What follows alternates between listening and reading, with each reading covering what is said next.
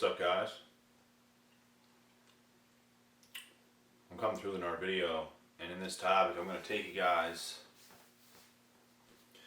back down memory lane to my past so I can explain to you guys, to give you guys better knowledge and insight on what this is like. But I'm going to explain the places where I got fooled by narcissists, because there's only a couple of reasons why I ever got fooled, because I was never somebody that could be easily fooled. I just didn't know enough red flags when I was younger, and I was in certain places where I was susceptible of getting fooled. So listen up to this video. When I look back, one of the first times I ever got fooled was at a party, a high school party, when I was 16 years old. Had a young girl come up to me at this party, very good looking, very charming, and you're at a party, you have a couple drinks, there's hundreds of people, and she comes up to you, she starts making you feel good. You're done for. You're a young guy in high school, and this happens. They come up to you, they give you their charm, they give you those looks, they give you those eyes. That's what they give you. And you think what's going through your mind is, this person likes me a lot. You're convinced that they like you a lot. And psychology says if somebody shows you a lot of attraction, especially if you're attracted back to them, that's going to make you like them a lot more. You're going to get a lot more attracted to somebody if they're very interested in you and they are your type. That's pretty much set in stone. You're going to start to like this person even more, that they're showing you attraction to your face. They're showing you high interest. That's going to make you more interested in them, and it's just going to bring the bond together. This is what happened. And this person had some alcohol in them, allowing them to be so slick and so smooth and numbed up. Because without that alcohol, they probably didn't have that confidence to come up to me and do this. And this is how I was fooled. Now, you get their number. Now you start talking all the time. Now you're building a relationship through text.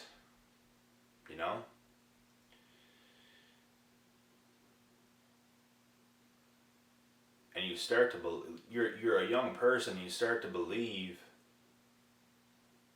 all the words that this person is telling you, because everything they showed you was on point. And it's not like they weren't attracted to you, because they were. And yes, this person was, and still is to this day, no doubt. Try to get me back. Didn't do it. But there's some issues here, We're dealing with a narcissist. We're dealing with a female with a personality disorder that maybe even BPD, borderline personality disorder. They could love you one day, they could love you 1 week, and then maybe one day when they wake up, it's just the complete opposite. You go from being up here with this person to the next day straight down. And this is just how it is with that, from my own experiences. And it's crazy. It's shocking. When it happens, it's scary. It's shocking. And there's nothing you can do about it. There's no words you can say to this person to ease their mind, to make them come back to what they were. They just let you have it. They just go their own way, and there's nothing you can say. It's almost like the more you try, the more they just deny everything and just go the complete opposite way from you. And it's devastating to go through something like that because it makes you almost feel like what they feel. So anyways, like this is like the first place I ever got fooled, and before this, everything was fine. This is where it all started. And this is where the abuse started, because you go from talking to this person for quite some time to now they drop you because their personality disorder starts kicking in and things happen. And you still like this person because like everything is fun the whole time. And now it just drops. You suffer the whole time. Now they come back and it's like, what? You still have feelings for them, so you take them back. Still young, still not knowing what you're doing. And the same thing happens over and over and over and over and over again. And it took me 6 or 7 times to really figure this person out. Because I seen that mask slip the very last time. And I knew the very last time that we split up, that was it. And it was it. Like, I knew it this time. Every other time before that, I felt like it wasn't over. You know? It's a weird thing. But the last time, I felt like it's over. No way. And the last time, it affected me the least. Out of the first like 5 or 6 times. And the 6th or 7th, it was either 6 or 7 times that it happened to me. For sure. So the 6th or 7th last time, it didn't affect me at all. I actually felt freed. Because now I know I'm done with this person. There's no question about it. They literally crossed the line the very last time. It's over. Toast. And ever since these experiences, it really opened my eyes to everything else. And I still had fall-throughs with other people after this, but it literally did not hurt nearly as much. Everything affects you a little bit. If you start talking to a girl, or if you're a girl and you start talking to a guy, and you start to like this person, and then it has to end, everything hurts. Everything hurts a little bit. At least a little bit. It might not hurt, but there could just be a little bit of like, what's the word for this? Like, you feel some type of way about this situation. When you really truly like somebody and you have to stop talking to them, it's not a great feeling. It's not a good feeling. You like this person. You want to keep talking to this person, right?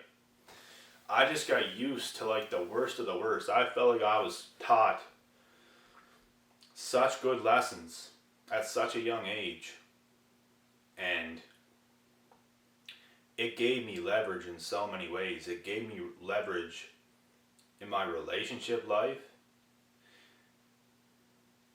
and knowing what is what. It gave me leverage in life in general. It gave me leverage because it gave me motivation to really get up and chase after the things that I was really supposed to do in this life. Because before that, and I mentioned this in other videos, I might have been a little bit complacent. Not taking life seriously. Not seriously enough, that's for sure. Goofing around way too much. Being a little bit too comfortable and laid back. Sometimes things happen to really open our eyes wide, you know? And I feel like these situations is what really did it for me. And from then on, I started seeing through all the bullshit with other people. I could have got nailed way, way worse than I did by other people if I wouldn't have went through this situation with this specific person. And this is facts. I still got hit. I still got hit by a few more people, but not nailed. Slightly hit. Just a little bruise, maybe.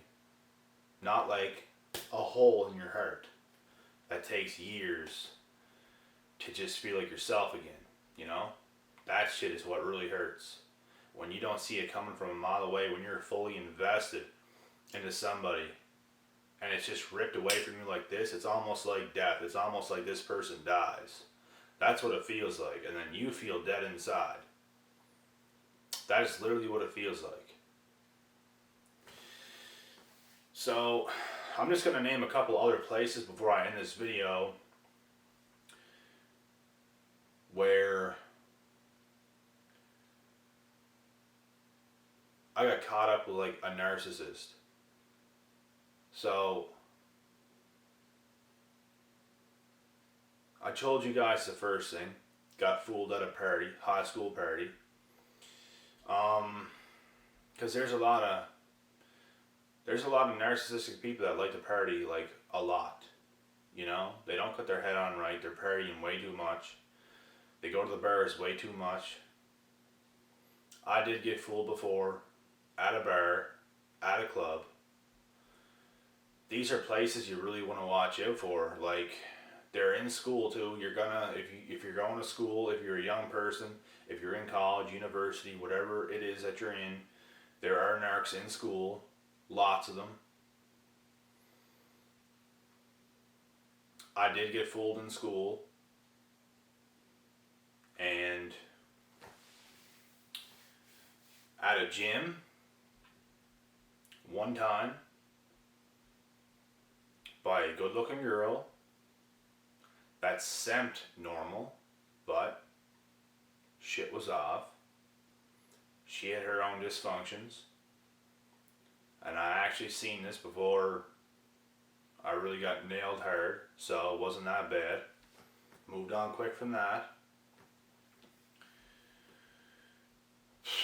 I'm just trying to think what other places, because I know there's at least another one or maybe two before I end this video.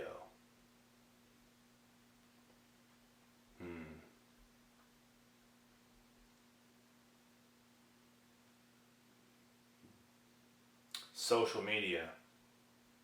Why couldn't I think of that?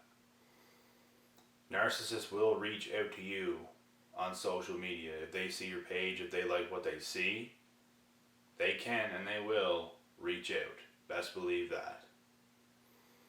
Even one that I met at a bar, they'll get your social media, they're going to hit you up. And I've seen some crazy shit from these girls. Like, I made a video on this like way back in my channel, and I bet a lot of you guys that are watching now probably didn't see this video, but it was a story time video that I'd done on this channel, and it's called story time number, I forget what the number is, and then it's called The Wedding Dress. Because I got with a girl, a good looking girl, at the bar, and the next day, she sends me a picture of a wedding dress. And I knew from right there, I even knew from that night with this experience with this girl, that something is definitely off. For sure. Something's definitely off here. For sure. But she just put the icing on the cake when the next day, she sends me a picture of a fucking wedding dress, bro. Met this girl one night ago at a club. You have a little fun that night. You go home, you wake up to a picture on social media of a wedding dress. Now think about this. Is this girl healthy? You guys can answer that question. I could see if this was a joke. I even thought that maybe for a second, but you know what? It wasn't even a joke. That's the crazy thing. So, these are just places I named right here where you want to watch out for, because they're lurking. And they're not going to get you just anywhere. They're capable of getting you just anywhere, but specific places that they are the most comfortable in is places they will get you. Because like I said in other videos, they're not as smart as you think. They're actually pretty fucking stupid. So, anyways, I'm going to cut this video short.